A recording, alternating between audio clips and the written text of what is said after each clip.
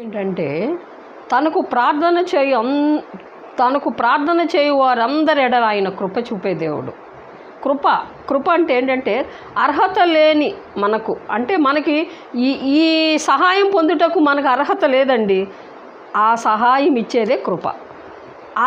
అందుకని ఆయన నామమందు ప్రార్థన చేయు వారందరి ఎడల ఆయన కృప చూపే దేవుడు అంట. అంతేనా? ఆయన ఏమంటున్నాడంటే నన్ను వెతుకు వారికి నేను దొరుకుదును. దేవుని స్తోత్రం. ఎవరైతే ఆయన్ని వెతుకుతారో వారికి దొరికే దేవుడు యేసయ్య. దేవుని స్తోత్రం. నువ్వు నిజముగా మొరపెట్టే వారికి, నిజముగా నువ్వు ఆయన్ని వెతికితే ఆయన నీకు ఖచ్చితంగా దొరుకుతాడు. దేవుని స్తోత్రం. కాబట్టి తనకు ప్రార్థన చేయవారి ఎడల నీకు కృప కావాలంటే ఆయన నామమందు మీరు ప్రార్థన చేయండి. దేవుడు కృప వెంబడి